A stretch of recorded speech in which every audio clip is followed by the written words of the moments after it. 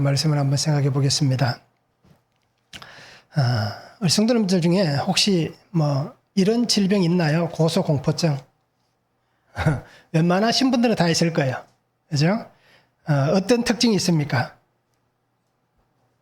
특별히 고소공포증은 특정한 상황에 놓이면 그런데 높은데 올라가거나 높지 않아도 우리 요즘 보면 이렇게 지역마다 굉장히 어떤 테마로 많이 조성해 놓은 그런 것들 있잖아요. 다리라든지 또는 그거 보면 이렇게 유리로 해놓고 사람들이 걸어가도록 만들어 놓는데 어떻습니까? 네, 무섭죠. 절대 깨지지 않은 유리 위에 올라갔는데도 그죠? 떨어질 것 같고 곧 누가 나를 밀 것 같고 그죠? 그래서 이러한 질병들이 참 많습니다. 오늘날. 그래서 예전에는 별로 그것에 대해서 생각하지 않았다가 갈수록 사람들이 이제 좀 사는 게 편해졌다는 표현이 맞겠죠. 생활에 여유가 생기니까 이런 다 하나 사소한 것들이 다 질병의 모습으로 보여집니다. 예전에 먹고 살기 힘들 때는 고소공포증이 어디 있습니까? 그죠? 그럴 때는 그냥 하는 거잖아요. 그런데 요즘은 이 참 어떻게 보면 참 이런 것들 때문에 사소한 것도 보면 질병일 수 있는 겁니다. 그래서 특별히 그리스도인들은 믿음 있는 성도들은 약을 잘 드셔야 됩니다. 우리가 매일 말씀의 약도 먹고 이제 구약 좀 옛날 얘기지만 구약도 먹고 신약도 먹고 그죠? 그리고 병원약도 잘 드셔야 됩니다. 그래야 건강하게 그죠? 신앙생활을 할 수가 있는 겁니다. 자, 어떤 분이 전도를 합니다. 예수 믿으세요라고 전도를 하는 거예요.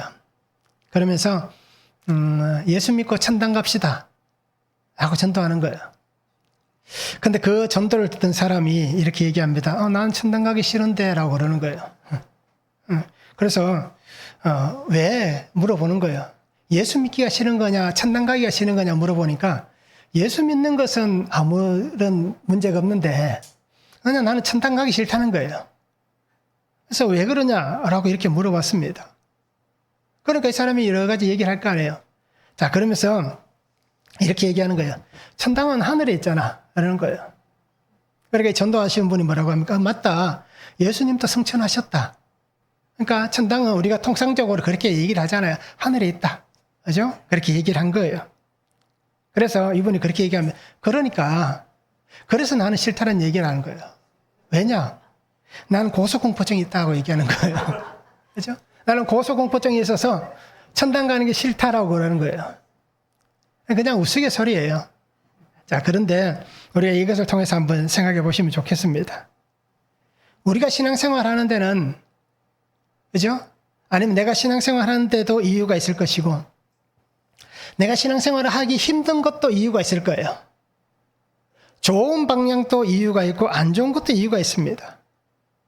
자, 그러면 한번 생각해 보실 때에 내가 신앙생활 하기가 어려운 신앙의 삶을 살게 하는 것을 어렵게 만드는 이유가 뭡니까? 그냥 우스갯소리로 난 천당 가기 싫은데 고소공포증이 있어서 못 간다 라고 하듯이 어떤 이유 때문에 내가 신앙생활 하는데 어려움을 겪고 있는가라는 것입니다. 우리가 이것만 기억하시면 좋을 것 같아요. 여전히 나를 사랑하시는 분은 주님이십니다. 주님의 사랑은 변함이 없습니다. 정말 내가 죄를 짓고 이제 죄라 그래서 우리가 살인하거나 이런 죄만 얘기하는 건 아닙니다. 사소한 것도 다 죄가 있잖아요. 죄로 인해서 하나님에게서 끊어질 인생이 되지 않는다면 내가 그 죄를 짓더라도 다윗같이 유다같이 그렇게 정말 내가 하나님 앞에 참회한다면 우리를 사랑하신 하나님 그 사랑은 여전히 변함이 없다는 겁니다. 그리고 오늘 성도님들이 나의 신앙을 한번 잘 생각해 보시고 왜 내가 신앙생활하기가 어려운가? 신앙이 성장하는 것이 어려운가? 이것을 우리가 한번 생각해 보시면 참 좋을 것 같습니다. 자, 오늘 성경을 보면 에스라가 율법책을 가지고 와서 백성들 앞에 나아갑니다. 백성들은 수문 앞 광장에 모여서 그 말씀을 듣습니다. 그런데 새벽부터 정오까지 말씀에 귀를 기울였다라고 얘기합니다. 말씀을 들은 백성들은 어떻게 합니까? 눈물을 흘립니다. 자, 그리고 그 백성들 어떻게 합니까?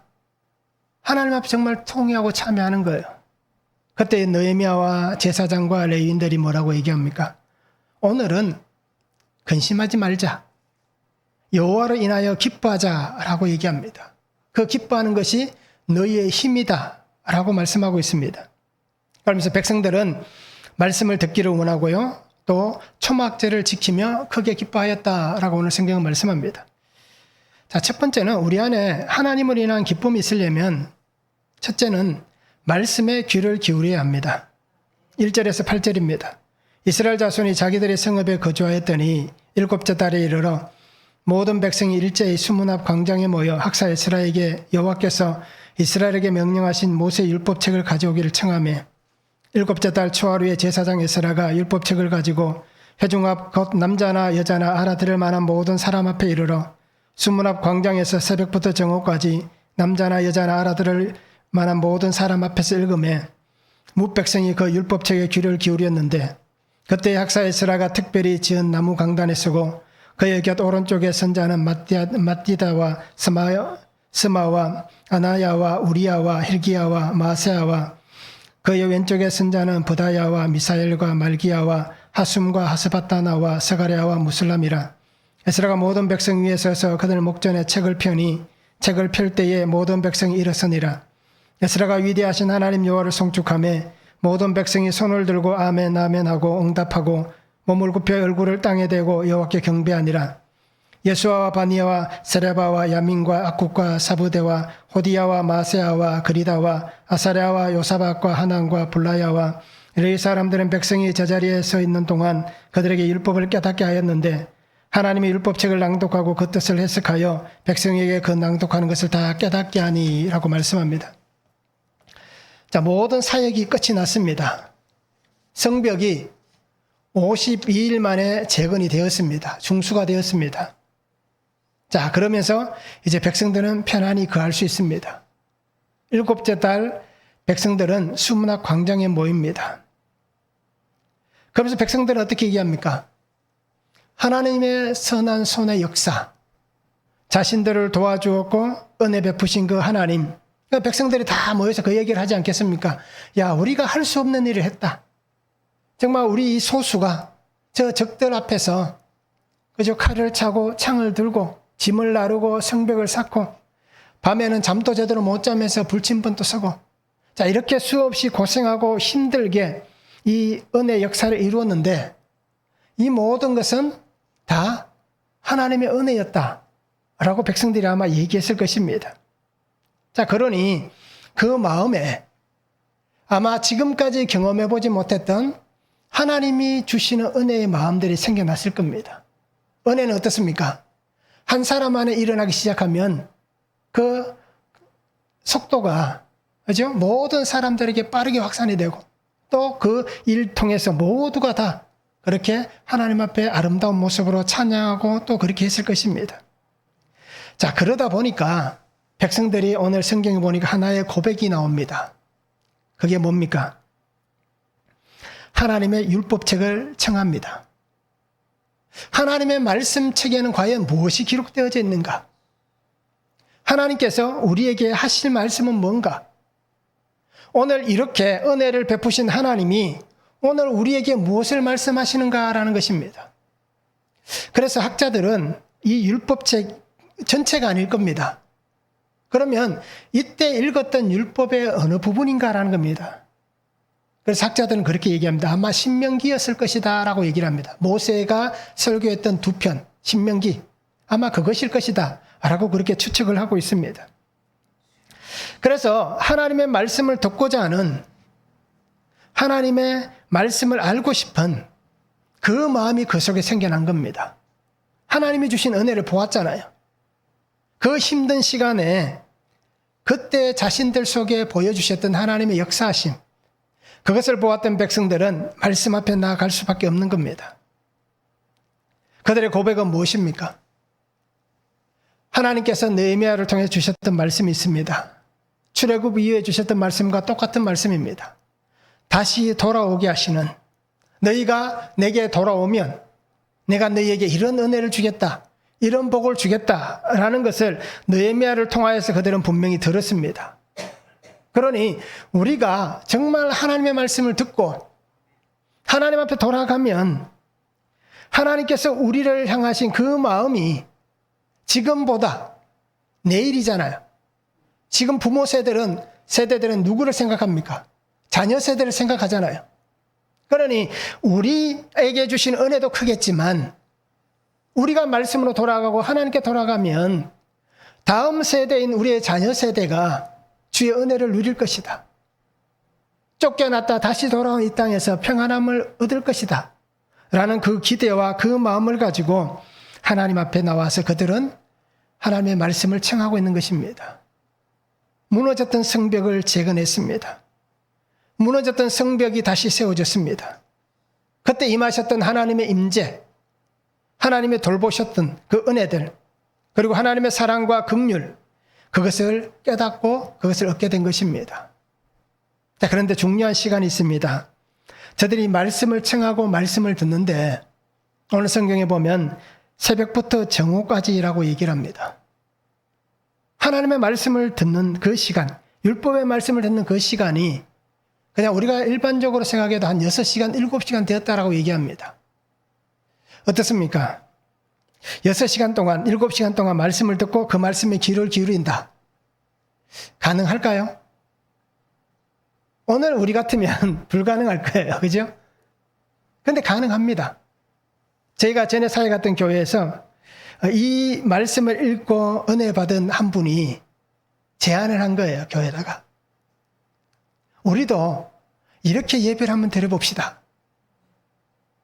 그래서 그 장로님의 제안을 통해서 교회가 정말 교회 창립 기념 주일 날 아침부터 오후 늦게까지 하루 종일 예배를 드렸습니다. 예배 드리고 또 안에 잔치도 하고 그래서 하루 종일 성도들 다 초대하고 그래서 하루 종일 그렇게 예배를 드렸습니다. 근데 사람들이 지루하지 않습니다. 뭐 오늘날은 프로그램이 많이 들어가 있으니까 그럴 수도 있지만 이렇게 6시간, 7시간 동안 말씀을 듣고 귀를 기울였다. 근데 쉽지 않는 일이지만 그런데 백성들은 어떻게 합니까? 하나님의 말씀이 선포되는 그 시간 동안 그들은 다른 것에 마음을 빼앗기지 않았습니다. 다른 생각을 하지 않았습니다. 지난주에 말씀드렸던 그죠? 존 웨슬리 목사님을 찾아와서 한 사람이 내가 이렇게 기도합니다라고 얘기했던 사람. 당신이 30분 동안 그죠? 기도하는데 잡념 없이 30분 동안만 기도하면 내가 타고 다니는 이 말을 주겠다라고 얘기했는데 그 성도가 어떻게 합니까? 한 20몇 분 동안 열심히 기도했습니다. 그러다 30분이 다 돼갈 때 어떻게 합니까? 그런데 목사님 그 말 주시면서 말 안장도 주시는 겁니까? 라고 얘기했다고 했잖아요. 30분을 집중하기가 힘든 게 우리 현실입니다. 그런데 6시간, 7시간 동안 말씀이 선포될 때 다른 것 생각하지 않고 그죠? 말씀에만 집중한다는 것 이것은 보통 어려운 일이 아닙니다. 그런데 백성들은 어떻게 합니까? 그 말씀에 집중합니다. 그리고 자신들을 드리고 있습니다. 오늘날 우리가 알듯이 한국 교회는 통상적으로 예배 시간이 1시간이라고 얘기합니다. 누가 정해둔 것도 아닌데 그렇죠? 어느 때인가부터 예배가 1시간이 돼버렸습니다. 그러다가 선교 현장 가면 어떻습니까? 다들 깜짝 놀라는 거예요. 선교 현장 가보면 한번 예배 드리면 최소한 3시간, 2시간, 3시간, 4시간 많이 들은 한 5시간씩 예배를 드리니까 가슴 깜짝깜짝들 놀라는 거예요. 자, 예배 시간은 정해진 게 없습니다. 시작하는 시간이 있어도 끝나는 시간은 원래 없는 게 예배입니다. 그래서 예전에는 어떻게 했습니까? 예배를 드리다가 바쁜 일이 있으면 1시간 안에 가는 게 아니라 한 2시간, 3시간 지나고 가는 거예요. 그죠? 옛날에는 아마 바울이 복음 전하려면 다 그렇게 했을 거예요. 끝내는 게 아니라 끝날 때까지 끝난 게 아닌 겁니다. 자, 이 시간 동안에 그들이 말씀 앞에 집중합니다. 그래서 오늘 성경에 보면 에스라를 도와서 함께 말씀을 해석하고 돕는 자들이 있었다라고 얘기합니다. 그런데 그 말씀을 해석했다는 뜻을 우리가 오해하면 안 됩니다. 이 해석이라는 단어는 통역입니다. 자, 이 시대는 어떤 말을 씁니까? 아람어를 쓰는 시대예요.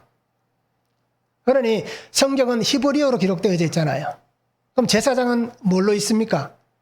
히브리어로 성경을 읽는 거예요. 그러면 그 히브리어를 알아듣는 사람도 있지만, 그죠? 시대가 많이 흐르고 포로기가 지나왔기 때문에 이 히브리어를 모르는 사람들도 있는 거예요. 그래서 그 글을 모르는 사람들에게 통역해서 이것을 들려주는 겁니다. 그래서 그 속에 깨달음을 주는 거예요. 시편 19편 7절과 8절에 보면 여호와의 율법은 완전하여 영혼을 소성시키며 여호와의 증거는 확실하여 우둔한 자를 지혜롭게 하며 여호와의 교훈은 정직하여 마음을 기쁘게 하고 여호와의 계명은 순결하여 눈을 밝게 하시도다 라고 말씀합니다. 말씀을 들을 때 이 말씀이 다 들려지는 거예요. 한 사람도 하나님의 이 말씀, 율법에 기록된 이 말씀을 듣지 못한 일이 없게 하기 위해서 에스라를 도와서 제사장들이, 레위인들이 그렇게 나아가서 그 말을 알아듣지 못하는 그 사람들에게 아람어로 통역을 해주는 것입니다. 그래서 오늘 우리 성도님들도 하나님으로 인한 기쁨의 은혜를 누리며 살려면 말씀의 귀를 기울이시기 바랍니다. 말씀에 들려지는 은혜를 누리시기 바랍니다. 말씀이 들려지는 것은 오늘 간증자도 얘기했잖아요. 평소에는 안 들릴 수 있는 거예요. 그냥 우리가 평소에는 그냥 성경을 읽고 하는 것 그냥 일반적인 겁니다. 그런데 정말 고난이 찾아오니까, 고난의 자리에 속하게 되니까 그 속에 말씀이 들려지는 것입니다. 자, 백성들은 수문 앞에 모였습니다. 예루살렘 성벽 그 수문 앞 광장에서 모든 백성이 다 모였습니다. 오늘 우리는 금동중앙교회라는 이 교회 안에 오늘 예배로 다 같이 모였습니다. 하나님의 말씀을 듣기 위해서 왔습니다. 말씀을 듣고 들려진 말씀대로 살기 위해서 우리가 오늘 하나님 앞에 나와 있는 것입니다. 그러게 오늘 우리가 다른 소리는 잘 못 들어도 됩니다. 오늘 점심때 맛있는 거 있다더라, 이런 소리 못 들어도 됩니다. 그죠? 이런 소리는 안 들어도 상관이 없어요. 그러나 우리가 들어야 될 소리가 뭡니까? 하나님의 말씀을 들어야 되는 겁니다. 성도들은 저도 그렇습니다. 다른 데 가서 설교를 들으면 남는 게 뭐가 있습니까? 재밌는 얘기, 그죠? 목사님 오늘 설교할 때 중간에 나왔던 예와 또는 어떤 사람의 간증들, 그런 건 잘 기억이 나는데 말씀은 기억이 안 날 때가 많아요. 그런데 중요한 게 뭐겠습니까? 예화는 몰라도 됩니다. 그죠? 그러나 우리 속에 남는 것은 오늘 나를 위해서 이 땅에 오신 예수님의 구속사, 이 구속의 말씀이 남아야 되고, 그 예수님의 생명, 이 생명의 말씀이 내게 들려져야 되고, 그 생명 안에서 내가 기쁨으로 예배하고 말씀을 깨달을 수 있는, 목사가 설교하는 것은 오늘 이 말씀을 들어도 언어가 달라서 알지 못했던 그 백성이, 그죠? 깨닫게 되는 것 같이 하나님의 말씀을 풀어주는, 어떻게 보면 해석하는, 근데 이 해석은 저의 해석이지 우리 성도님들의 해석은 아닐 수 있잖아요. 그러니 나의 해석을 들음을 통하여서 우리가 조금 더 하나님 말씀을 잘 들을 수 있는, 그리고 또 말씀을 우리가 매일 묵상함을 통하여서 내가 또 말씀을 잘 해석할 수 있는 그런 은혜를 우리가 경험해야 되는 것입니다. 그래서 하나님 앞에 말씀이 깨달아지도록, 말씀이 들려지도록 우리가 늘 기도했으면 좋겠습니다. 제가 말씀드렸던 것 기억하실 겁니다. 저도 구속사의 말씀이 들리지 않았다라고 말씀을 드렸잖아요. 목회를 하고 있고 목사로서 설교를 했지만 정말 주님께서 나를 위해서 십자가에서 죽으셨다는 그 구속사의 말씀이 나에게도 사건이 찾아오지 않았으면 들리지 않았을 겁니다. 그런데 나에게 찾아온 사건으로 인해서 그 말씀이 들렸다라고 제가 고백을 했잖아요. 그렇다 우리 성도님들도 주님 앞에 이 말씀이 들려지도록 그렇게 기도할 수 있으면 좋겠습니다. 한번 적용해 보시기 바랍니다. 나는 말씀을 사모합니까? 나는 말씀을 사모하며 듣고 있습니까? 어떻습니까? 아니면 설교 시간이 지루하지는 않습니까? 어떻습니까? 한번 적용해 보시기 바랍니다. 구속사의 말씀이 들리십니까? 그 말씀을 들을 때 나의 실상이 보입니까? 어떻습니까? 한번 적용해 보시면 좋겠습니다. 말씀이 들리는지, 그 말씀을 들을 때 정말 나 자신을 볼 수 있는지, 나 자신이 보이는지 우리가 그렇게 적용해 보시면 좋겠습니다. 자, 두 번째는 회개의 눈물이 회복되어야 합니다. 9절에서 12절입니다. 백성이 율법의 말씀을 듣고 다 우는지라. 총독 느헤미야와 제사장 겸 학사 에스라와 백성을 가르치는 의 사람들이 모든 백성에게 이르기를 오늘은 너희 하나님 여호와의 성일이니 슬퍼하지 말며 울지 말라 하고, 느헤미야가 또 그들에게 이르기를 너희는 가서 살찐 것을 먹고 단 것을 마시되 준비하지 못한 자에게는 나누어 주라. 이날은 우리 주의 성일이니 근심하지 말라. 여호와를 인하여 기뻐하는 것이 너희의 힘이니라 하고, 너희 사람들도 모든 백성을 정숙하게 하여 이르기를 오늘은 성일이니 마땅히 조용하고 근심하지 말라 하니 모든 백성이 곧 가서 먹고 마시며 나누어 주고 크게 즐거워하니 이는 그들이 다 그 읽어 들려준 말을 밝히 알미라. 자, 율법의 말씀을 들은 백성들의 반응은 어떻습니까? 9절에 말씀하잖아요. 백성이 율법의 말씀을 듣고 다 우는지라. 자, 말씀을 듣고 울었다라고 얘기합니다. 아마 이해가 안 되시는 분도 있을 거예요. 또 이해가 되시는 분도 있을 거예요. 백성들은 그 말씀을 들었을 때에 그 말씀이 살아 역사하는 은혜를 경험한 것입니다. 히브리서 4장 12절 말씀 우리가 암송하잖아요. 하나님의 말씀은 살아있고 활력이 있어 좌우의 날선 어떤 것보다 예리하여 혼과 영과 및 관절과 골수를 찔러 쪼개기까지 하며 라고 말씀합니다. 그래서 우리의 생각과 뜻을 어떻습니까? 판단한다, 바르게 한다라고 얘기하고 있습니다. 말씀이 들리면 그 말씀이 살아있는 겁니다.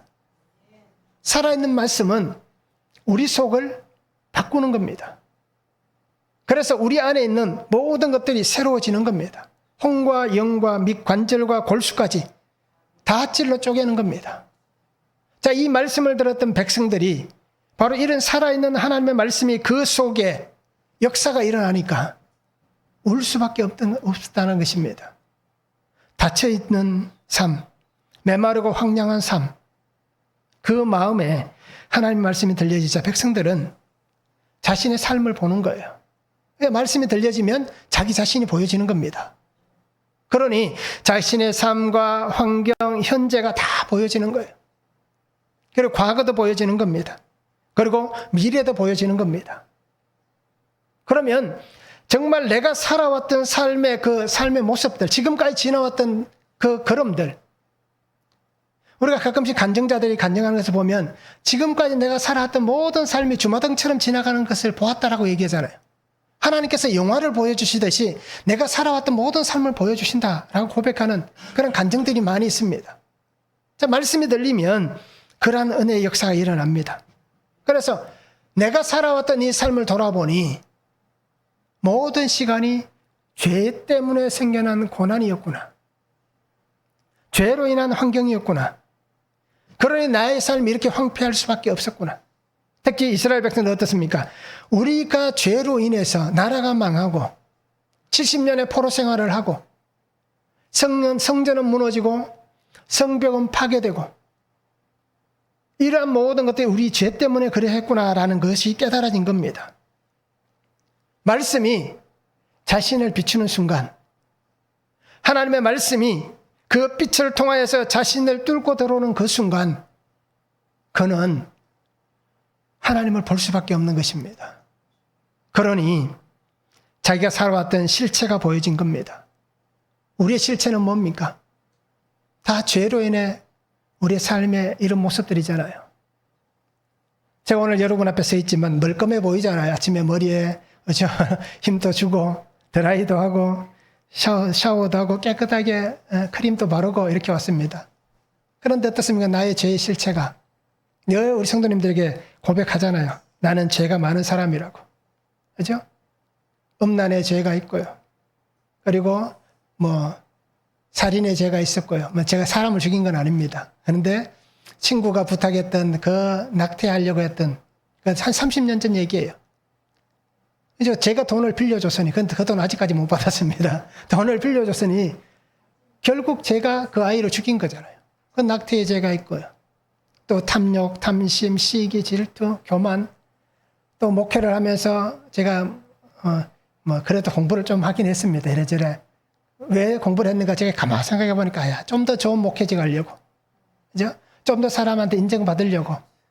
학벌을 한 줄이라도 더 쌓으면 조금 더 좋아지겠지 라는 그 마음을 가지고 그렇게 인정받으려고 그런 다 그런 죄의 모습들을 가지고 목회를 하면서도 그런 죄가 계속해서 누적되어 왔었습니다. 자, 이런 죄의 삶이 있고 악함과 세상의 가치에 사로잡혀 살았습니다. 목사도 성공할 수 있다라는 그것을 붙잡고 살아온 거예요. 그러니 하나님 앞에서 이 말씀이 들려지면 어떻습니까? 하나님 말씀으로 살지 못했던 나의 모습이 보여지니까 통곡할 수밖에 없는 겁니다. 울 수밖에 없는 겁니다. 그래서 우리가 매일 큐티를 하면서 말씀을 묵상해야 되는 이유가 매일 성경의 말씀은 다릅니다. 똑같은 말씀이 나온다 하더라도 그날 내게 주신 하나님의 은혜는 다른 겁니다. 그래서 이 땅에 오신 예수 그리스도, 나를 위해서 이 구속의 길을 가신 주님, 십자가의 길을 걸어가신 나의 사랑하는 주님, 이 주님을 내가 고백할 수밖에 없는 거예요. 그 하나님의 사랑 앞에 눈물을 흘릴 수밖에 없는 겁니다. 주님의 말씀이 들려지면 오늘 이 백성이 통곡한 것 같이 우리도 울 수밖에 없는 겁니다. 제가 경험자니까 말씀을 드리는 거예요. 그죠? 말씀을 드릴 때 소파에 앉아서 그냥 우는 거예요. 집에 아무도 없어요. 혼자 그냥 소파에 앉아서 그냥 바보같이 앉아서 그냥 울고 있는 거예요. 이런 일들이 오늘 우리에게 경험되어지는 겁니다. 말씀이 들려지면. 예수님의 말씀을 들었던 제자들이 변화가 되잖아요. 또 제자들을 통해서 하나님의 이 구속사의 말씀을 들은 사람들이 어떻게 합니까? 사도행전 2장 37절에 이렇게 말씀합니다. 그들이 이 말을 듣고 마음에 찔려 베드로와 다른 사도들에게 물어 이르되 형제들아 우리가 어찌할꼬? 이 말씀이 들려지면 이런 탄식이 나올 수밖에 없는 거예요. 말씀이 나를 점령하면 우리는 말씀 앞에 자신을 완전히 맡기지 않잖아요. 맡긴다고 말은 하지만 그래도 이 부분은 남겨놓고 이 부분은 남겨놓고 하잖아요. 근데 정말 하나님의 말씀이 나를 점령하게 하시기 바랍니다. 하나님의 말씀이 나를 만지시게 하시기 바랍니다. 그래서 우리의 머리부터 발끝까지 우리의 심령을 만지시는 그 은혜가 일어나도록 말씀이 들려진 이 사람은 어찌할꼬? 내가 어찌할꼬? 탄식의 소리가 나올 수밖에 없습니다. 말씀을 듣고 다 우는지라 라고 말씀하고 있습니다. 말씀 앞에 죄가 고백될 수밖에 없는 겁니다. 나의 실체가 드러날 수밖에 없습니다. 그러면 울 수밖에 없는 거예요. 회개는 후회하는 게 아닙니다. 아쉬워서 후회하는 눈물이 회개가 아닙니다. 회개는 하나님 앞에 참회하는 겁니다. 정말 내가 죄인입니다 라고 참회하는 겁니다. 죄가 고백되어져야 되는 겁니다. 참회의 눈물을 우리가 흘려야 됩니다. 그래서 하나님의 긍휼과 사랑을 입어서 우는 것, 또 하나님의 말씀을 듣고 우는 것, 이것은 은혜입니다. 그냥 울지 못하는 것, 메마른 것, 이것이 어떻게 보면 하나님 앞에서 내가, 그죠?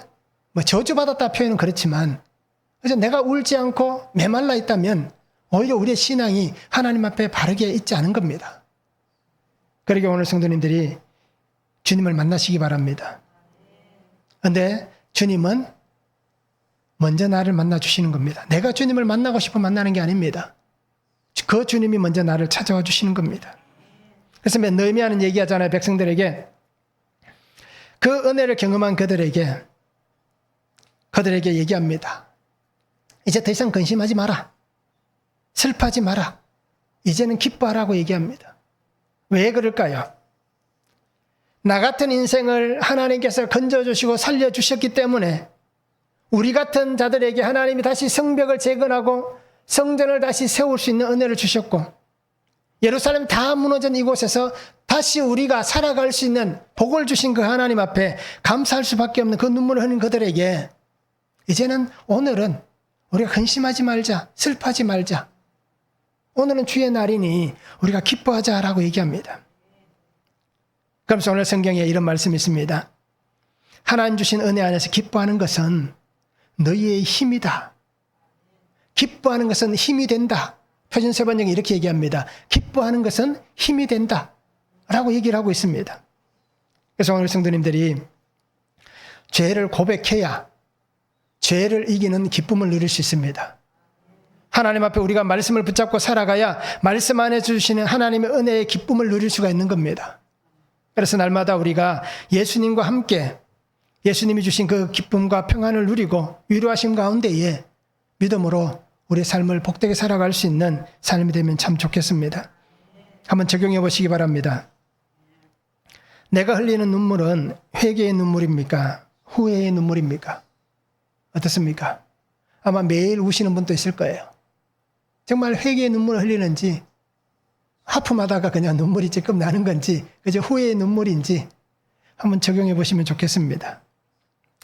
자, 하나님의 말씀 앞에 나를 솔직하게 드러내고 그 드러냄을 통하여서 말씀으로 나의 삶을 해석하고 있습니까?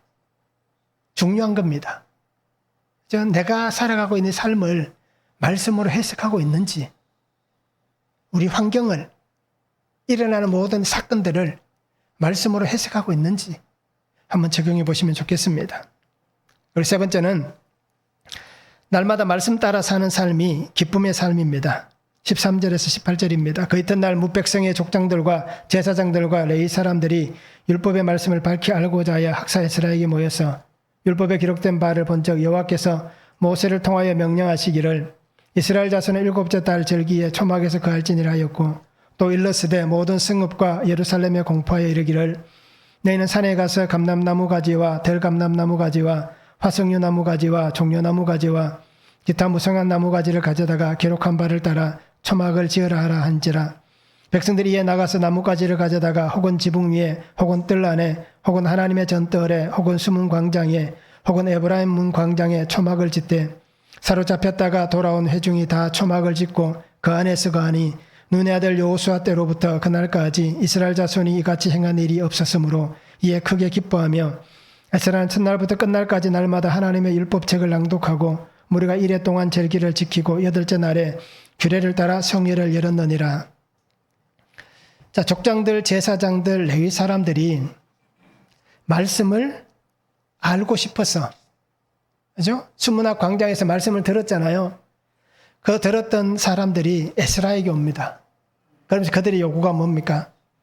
우리가 말씀을 좀 더 깨달았으면 좋겠습니다. 말씀을 알았으면 좋겠습니다. 라는 것입니다. 자, 그러면서 오늘 성경에 보면 초막절에 대한 얘기가 나옵니다. 일곱째 달 초막을 지었던 일이 나옵니다. 자, 그래서 오늘 말씀을 본 사람들은 초막절이 뭔가라는 겁니다.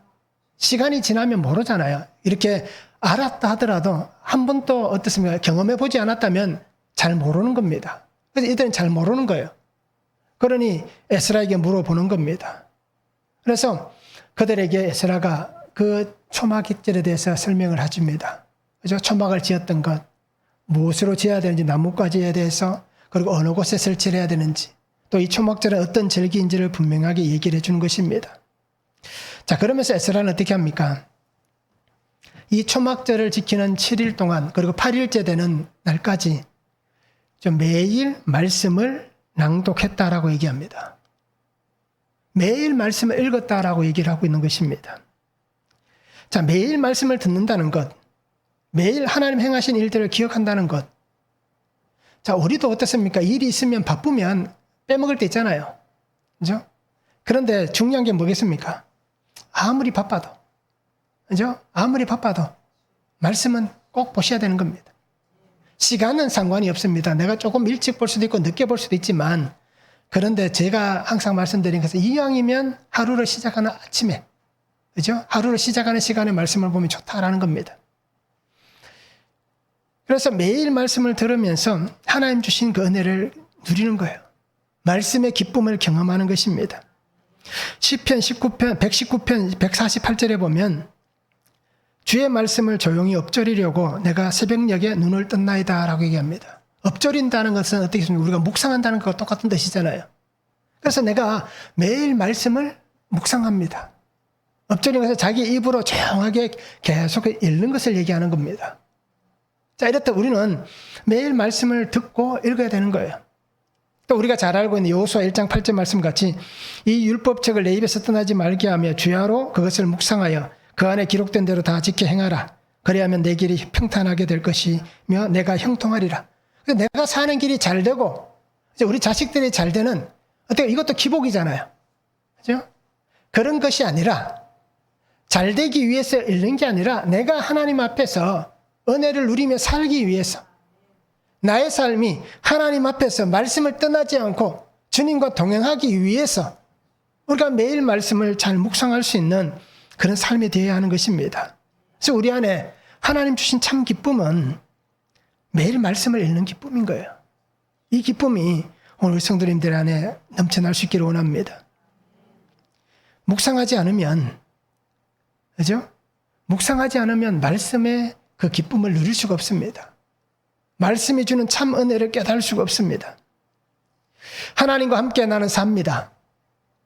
우리가 늘 그렇게 고백하잖아요. 나는 에녹과 같이 매일 하나님과 동행합니다. 라고 얘기하면서 좀 말씀을 듣지도 않고 읽지도 않는다면 우리가 무엇을 가지고 하나님과 동행한다라고 얘기할 수 있습니까? 그냥 나의 짐작입니까?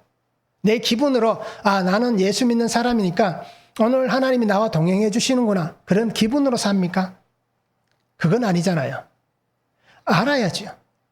정말 주님이 나와 동행하시는지, 오늘 정말 주님께서 나와 함께 하시는지 그것을 알아야 되는 겁니다. 그래서 오늘 아침에 큐티를 하면서 참 은혜의 말씀이 나오더라고요. 모든 백성들이 10분의 1을 가져와서 그죠? 성전 곳간에 들여다 놓는 그 말씀을 오늘 읽었어요.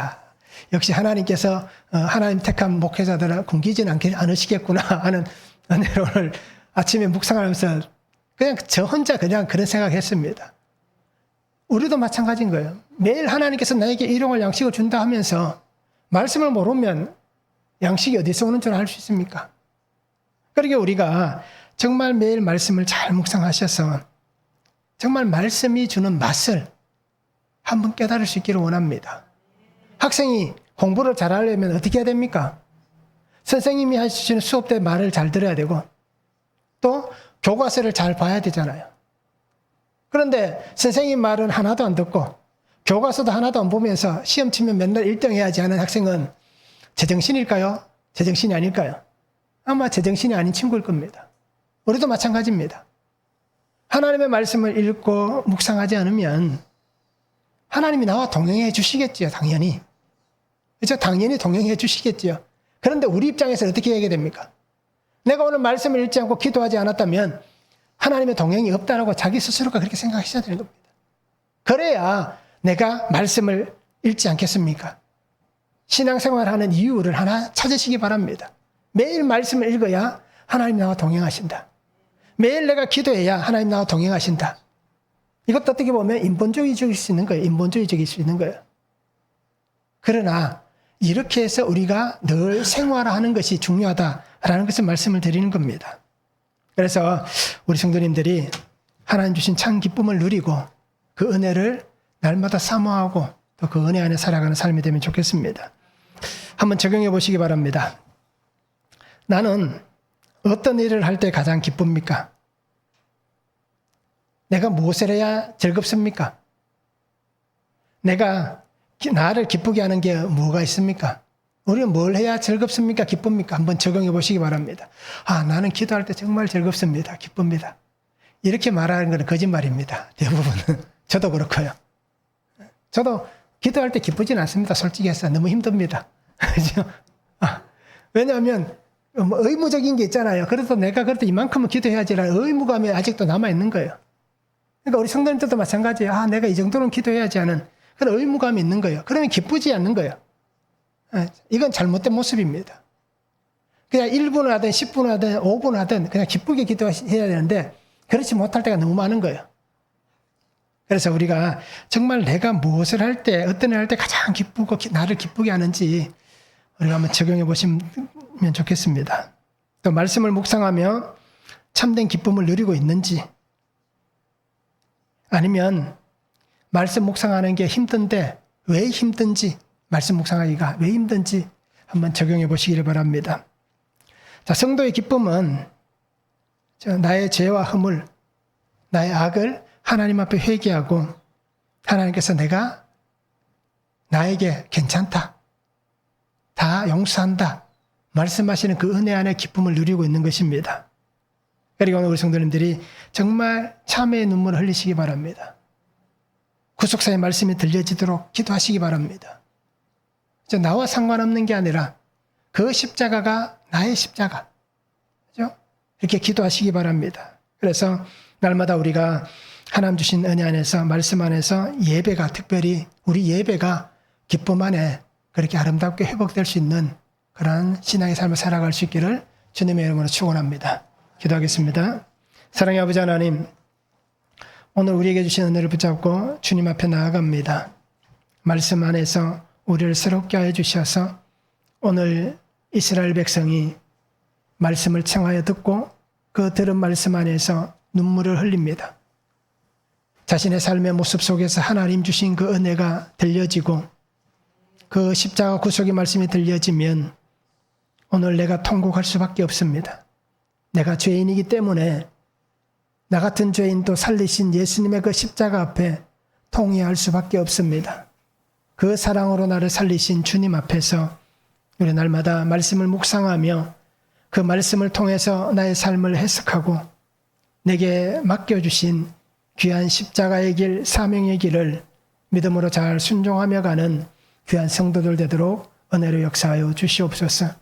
그래서 날마다 말씀이 살아 역사하시는 귀한 은혜의 삶이 되도록 아버지 하나님 축복하여 주시옵소서. 감사를 드리며 예수님의 이름으로 기도하옵나이다. 아멘.